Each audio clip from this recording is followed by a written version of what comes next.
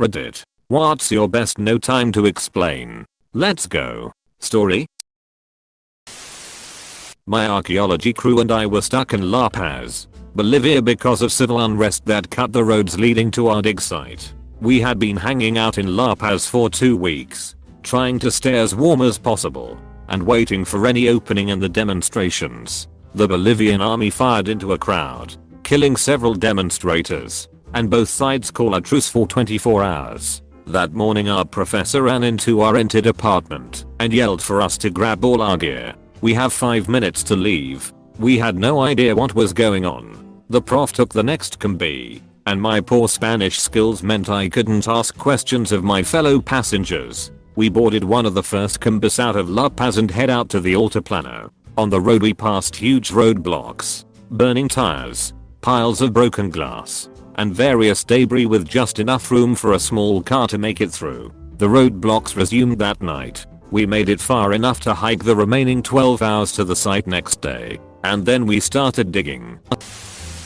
Went to a bar some friends and my parents in my hometown for my 21st birthday. Turns into a good 6 hours of drinking. Went to the bathroom, and while closing the lid after finishing, the entire bottom of the bowl shatters. I was legally drunk for my first time in said bar, and proceed to urge very loudly that we needed to leave. No, I don't think you understand. I destroyed a toilet, let's go. There is just something about the destruction of a toilet that makes any story enjoyable. A group of bigots named homosexists visit Georgia Tech about every year to tell everyone why gays will burn in hell, women engineers are witches, blah blah blah. When I saw they were in front of the student center, I ran back to my place to find my camera and stereo. My friend was passed out right next to both items, still hungover from the night previous. I shook him and said, put on the smallest boxes you own and follow me, apostrophe. When I was 8, my parents took me over to their friend's house for an early dinner party. They had a daughter my age who was also my friend. She was really into animals and nature, so she wanted me to go with her about a block down her street to investigate a bird's nest she saw earlier in a tree. We go. She starts climbing while I'm on the ground watching. Then, about half a block away, this hippie looking surfer dude with long blonde hair and wearing nothing but shorts walks out of this house and notices us. I notice him for about 2 seconds and then look back up in the tree at my friend. Next, I hear a loud whistle, and when I look back in the direction of the surfer dude, he has his shorts down around his ankles with his willy whacker out in all its glory. I yell run. My friend is clueless, but somehow she manages to jump out of the tree and we run back to her house as fast as our pint-sized legs will carry us. Luckily, my dad and her dad were right inside, and when I yelled there's a naked man chasing us, they were outside almost immediately. They find the surfer dude standing right in front of their driveway. I remember my dad saying, hey man, are you pulling your pants down in front of children? And the guy responding with something like fuck you, man, and then walking away. The amazing thing is that we called the cops and they came over to file a report. But they recommended not pressing charges because the guy knew where we lived and might seek revenge. This was back in the mid 1970s. Hurricane Charlie was going to do a normal ride out the storm situation and play video games and eat junk food all weekend while it rained outside. I got a call from a buddy who'd said the hurricane just turned 90 degrees and made landfall in Sanibel, like 20 to 25 miles away. I rushed into my roommate's room and said grab 2 days worth of clothes. We are getting the fuck out of here. When we came back to the house it had been destroyed. The roof leaked and held water in the ceiling until it completely caved in, completely destroying everything we had in there. Not sure if this counts, but I was in high school and despite a hot girl waiting for the bus, being me and knowing I would just awkward all over myself if I tried things the normal way, I got on my best panicked face, ran up to her, and said, quick, there's no time. I need your phone number. She blurted it out. I actually kept it in my head until I could get it down on paper and called her that night. We've been together for 13 years. I own a skate shop and it was also a popular hangout for skater kids. I was off one day and I get a call from a ecstatic skate kid that sounded in panic saying, "Get to the shop now." Click. I rushed down there. 2 minutes later, Anthony Kiedis walks into the shop. One of the kids had run into him in town and convinced him to come into the shop. All the skater kids are in my shop behind the counter with my employee pretending to work on things, put skateboards together, etc. It was hilarious to see them try to act naturally, and we all got to have a good conversation with Anthony Kiedis about skating, paddleboarding and kiteboarding, and he signed a girl's skate deck for our wall of fame that I still have. He's been back every year since then and is a regular customer. This past summer I delivered paddleboards out to his vacation home. When I was about 13, my buddy and I rode our bikes to the local mart to be bored obnoxious teenagers, tossed some Nerf footballs over the aisles, ran around, mocked things. Then I thought it would be funny to spray my buddy with a perfume sample. He didn't think it was funny at all and started chasing me. I ran and hid, and the hunt was on. Using his finest ninja skills, he snuck around until he saw me, crouched down in the hardware aisle. He crept up behind me, put his ass right next to my head, and let rip. He turned around to gloat down. It wasn't me, just some poor schmuck looking at hammers. The next thing I know, he runs by me. We gotta go. We gotta go. We gotta go. Monash campus, Australia. Hanging around my dad's office. He lectured there, and I got to come in sometimes. Whole campus gets evacuated. Someone runs in, tells my dad there's a kid shooting people and to get the hell off campus. My dad rushes off, and I'm sitting there, 11 years old, with a face of, well, fuck, now what, TL, doctor father forgets son during shooting on campus. Parent of the goddamn year. Similar story, my dad and my young sister had the brilliant idea of lighting cheap fireworks from our front porch one drunken 4th of July. Of course, one backfired, and when the smoke cleared, my dad was laying his body over my sister. My mom saw what happened and said, "Oh, that's amazing." In a state of panic, "You instinctively protected your daughter." Then my dad laughed and said, "No. I was trying to get back in the house and she wasn't moving quick enough, so I pushed her to the ground and then I tripped." Apostrophe. I was in high school and my friend came running up to me and said, "No time to explain, I need your shoes." I spent the rest of the day walking around the school in socks and some makeshift shoes made out of a cardboard box. I later found out that the reason why my friend needed my shoes was so that he could participate in his chemical lab class and not fail due to his not wearing shoes. My brother is 11 years older than me and stayed with my dad when my rent divorced, so I never really got to live with him when we were young. When I was about 14, he barged into my room at 4 AM and told me to pack your shit for 4 days. Our flight leaves in 2 hours. Soon after I was on a plane. Turns out, he had planned us a trip to Colorado to go snowboarding and told no one but my mom. 1 hour before he told me. My dad, working in the WTC, had a huge crash several floors above him. Boss looks at him and says, "No time. Let's go." He lived.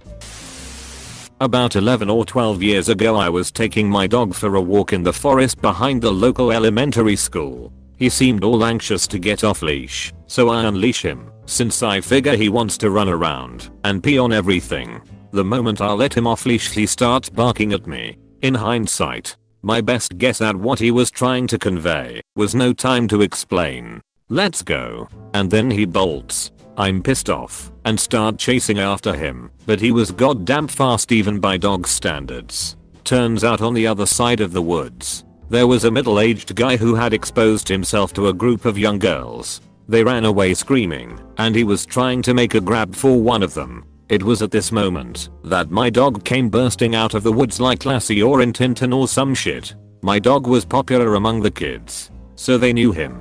They screamed his name and ran towards him. The pedo bailed, with his Johnson still hanging out of his pants. I was fully prepared to reprimand my dog for being an asshole. Then I found out what happened. He got steak for dinner.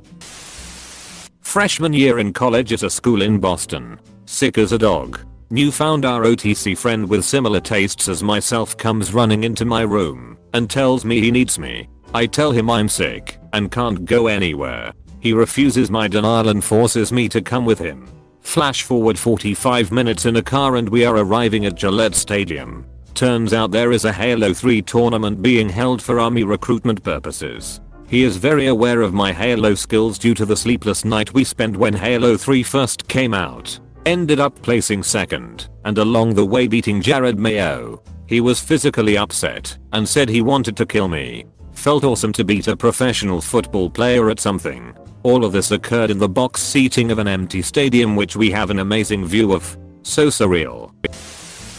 Okay, I have one for this. My wife and I went to Scandinavia in the winter for our honeymoon. First Copenhagen, then Helsinki, then northern Finland. Yes, this is an odd choice. Our flight got diverted, and en route to Copenhagen, our luggage, including all of our winter gear, was lost, and the airline was unable to locate it for the 4 days we were in Copenhagen. However, we made friends with one of the customer service agents at the airport. We returned to the airport on the day of our flight to Helsinki, still with no luggage, and dreading the Arctic cold we were about to fly into. Temperatures were in the single digits in Finland, but unable to do anything about it. Magically, we found our luggage at the airport that morning, and went through security to our gate. It was about half an hour before boarding, when our friend from customer service, on the other side of the airport, ran up to us and said, "Follow me and don't ask any questions.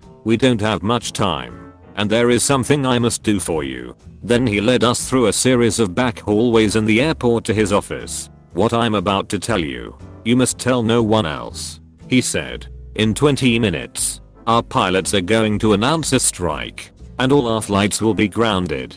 This was in no way public knowledge. He put us on another flight to Helsinki with a different airline, and we watched in gratitude and amazement from the Finnair terminal as the strike was announced, and our original flight, along with every single other SAS flight.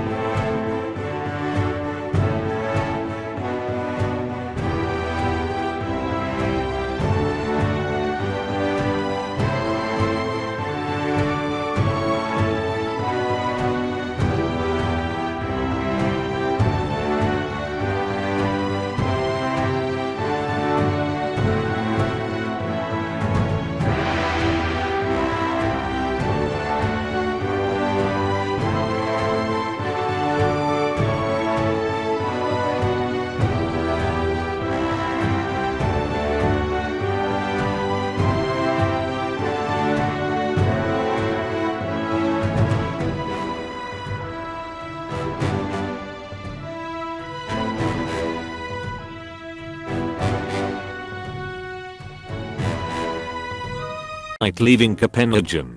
Was grounded. Epilogue. We found ourselves in Copenhagen again a year later, and we went to the airport specifically to try and find our friend and thank him. But it was his day off. I'd ask Reddit to pass on my thanks, but I'm pretty sure what he did was against company policy and I wouldn't want to get him in trouble for doing a good deed for a young couple. I was at a house party over the summer that started going a bit south. So, my friend and I decided to just get in the car and drive home. We got to the car and were waiting for the third guy in our group when a very, very drunk guy came up with his red Solo cup of beer. We were friendly to him, asked him what he was drinking and all. He decided the best reaction to this was to throw the beer at me while I sat in the car. After this happened, I noticed a group of about 7 or 8 more drunk people ambling towards the car. They did not look happy. My friend decided the best response to this was to go to the back of his car, grab his shotgun and 2 shells. Oh fuck, stood next to his car with the drunk bastard slowly approaching, yelled at them once, "Get away from my car," while loading the shells. They did not stop. He fired once into the air away from them, cocked the gun, and said again, "Get away from my car." About 1/3 left after that, so he fired once more, and the rest scattered. He had just fired a gun at a house party. Twice. Oh shit. Oh shit. Oh shit. Our friend then came out of the house screaming. No time to explain. Let's go. We never went back to that house to yell. Doctor nearly drunk and brawl broken up by shotgun. A little over 2 years ago, I was in an abusive marriage. I had realized that the abuse was never going to stop and told my husband that I was going to divorce him. The next day, he acted as if nothing was wrong and he had accepted that I was moving out as soon as I was able. He was working until midnight, so he wasn't home. Yet when I went to bed, I woke up later to my husband twisting my arms behind my back and slamming his head into my face. He kept me pinned down for what felt like an eternity, out of sheer desperation, and despite how much it hurt, I somehow was able to get out of the hold eventually, and ran into the bathroom with my phone, slamming the door shut with my body just in time. I called every close friend I had, but no one would pick up the phone. It was now after 3 AM. I had been pinned down for over 2 hours. I finally overcame my shyness and texted a coworker I had recently met who just happened to live nearby, and who had also told me that he stays up most of the night. I texted, "Are you awake?" and got the response, "Yeah." Scared that my husband's efforts to pick the lock on the door would soon prove fruitful, I decided to take the chance and make a run for it. I shoved my cell phone into my tank top and calculated the location of my coat, shoes, and wallet. When I burst out of the door, my animal instincts took over. He threw me on the ground. I jumped back up. He grabbed my arms. I twisted away. I was able to grab my shoes and nothing else. But that was enough. I ran down the hallway barefoot, and then into the snow and 10-degree Minneapolis winter. I hid by the building for a moment, putting on my shoes, and then ran to my coworker's apartment.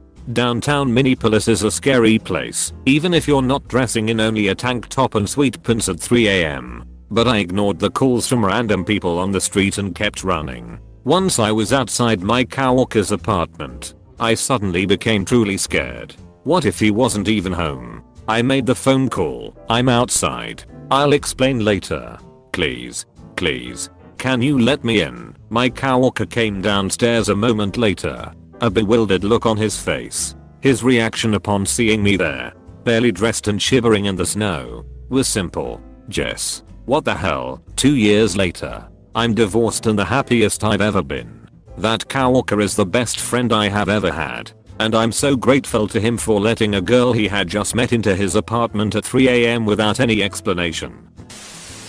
I was at a sporting event with some friends. Wow, it was 10 years ago. Now I feel old. The bleachers were metal benches on concrete and set up amphitheater style, going down a hill and all the concessions and bathrooms on the top of the hill behind us. It's about halftime and I'm thirsty. I also see that it's starting to cloud up. I tell my friends I'm gonna go grab a drink and be right back. I walk to the top of the stairs and I see the biggest, nastiest thundercloud I have ever seen, and it's about to shit bricks right on top of us. I hauled ass down the stairs, grab the friend closest to the aisle and yell, "We gotta go." It takes a second for it to register, but everyone grabs the important shit and then follows me up the stairs, across the food court, and into the bathroom. Suddenly the temperature drops by at least 10 degrees. The wind gusts. The last friend in almost lost her hat. Seconds later we hear a huge clang on the tin roof of the bathroom, and then another and another.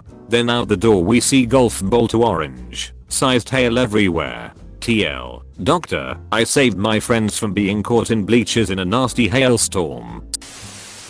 It was the middle of the night on a road trip with a friend. She's a city mouse. I'm country. I was driving. She was sleeping. And I started to get sleepy. So I pulled off the highway onto a barely paved road and followed it for a while until I found a wide shoulder to pull off. I parked and we got out so she could have a cigarette. There were loads of stars and we leaned against the car having one of those hushed middle of the night conversations. Then I heard rustling in the woods 8 feet from us. At first I ignored it, but then I realized there was a pattern. I'd hear it at the 10 position, then at 2, then back to 10. It was more than one thing making the rustling noise, and they were getting closer, and I realized something was hunting us. So I put on my power voice and told her get in the car. Her eyes got wide and she hopped in really quick. I jumped in and we took off back to the highway. She turned to me and asked was it an axe murderer or something?